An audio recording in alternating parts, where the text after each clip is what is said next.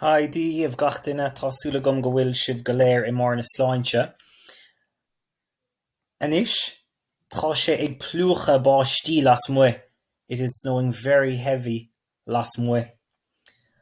Sa ní seán seo, beidh mé ag díriú na suíomhanna a bhaineann leis an Gaeilge. So na folklóirí atá ar fáil ar líne. So the dictionaries that are available online. Okay, in this video I'm probably going to do a lot of the explaining in Merla, in English, just so everybody who wants to use this video will be able to understand what I'm talking about, okay? So, first of all, there are loads of áiseanna iontacha ar líne le haghaidh na Gaeilge. Loads of amazing áiseanna.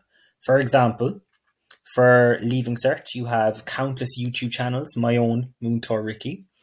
You have countless Instagram freshen, so you have Instagram accounts. Okay, you might follow my own as well. It's Crack Le Gaeilge. All right.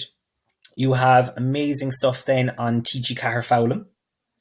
You also now have Noti on the RTE Hub for primary and for secondary. And you also have stuff on Torishk as well, torishk.ie. There's so much online. But what I want to do in this video is I want to go through Chonglin and how it works and folklore as well. So you're in school, right? And you want to figure out the meaning of a verb. So you go on to www.chonglin.ie, or you want to figure out the meaning of a noun or an adjective and so on. You go on, and there's a few options for different dictionaries. You've Gaeilge Béarla here, which is Irish English. You've on Folklore Beag. You have Béarla Gaeilge English Irish, and you also have a grammar wizard here, and you have a pronunciation key as well here. So I'm typing in dún, which is, I know the verb to close, but I want to make sure that I'm using the right verb. So I go on to Chonglin and I figure out, oh, okay, I thought dún was to close. Be careful. This is dún, the noun. Okay, so you always have to look at what comes after it to make sure that we're dealing with the verb. So look, transitive verb. So this is the verb dún and it means to close or to shut. Okay, but let's look at the noun for a second. Dún means a fort or a fortress. Okay, so we can see that there. Okay. Charlie. It tells you it's a masculine noun. It also gives you the genitive singular, so what it is in the Tishil Ginajach singular.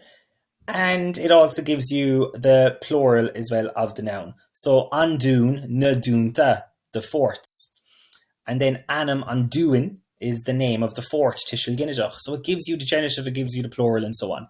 But we're looking for the verb here now, all right? So you have to look at what comes after it to make sure you're looking at the right thing. So V means verb. And up here, M means masculine for the noun, because we know dún is masculine because it ends in a broad consonant. But I want to deal with the verb, right? And I want to look at the verb in the different tenses. So I go over to grammar here, or gramadach. And look at this. It gives you the noun first. It tells you the noun is masculine and it's in the first declension, and it gives you all of the different variations of the noun. So the singular, you have the nominative and you have the Tishil Ginajach, and then you have the plural nominative and the Tishil Ginajach there.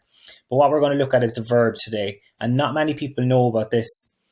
If you're writing a written piece in the present tense and you want to use the verb dún, but you're not sure about the ending, because the endings are different in the present tense, depending on whether the verb is Latin or Quail. If you go on to this and you change past to present, the verb changes to the present tense for you. All right, like that. And you scroll down and you have the singular dúnam, dúnan tú, dúnan sé, dúnan she, and you have the plural dúnamid, dúnan muid, dúnan shiv, agus dúnan shiad. And it also gives you the question, the negative in the various tenses as well. The Brihar Ser is also there. So dúntar, the door is closed, dúntar an duras. Isn't that amazing?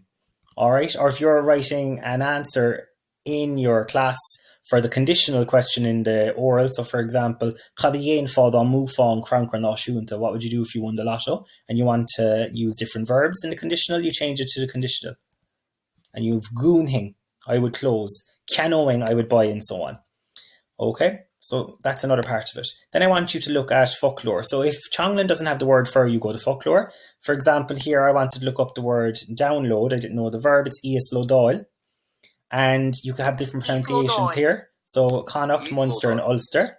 Also, if you want to just like expand in your vocab, for example, snowing, and you want to use different phrases,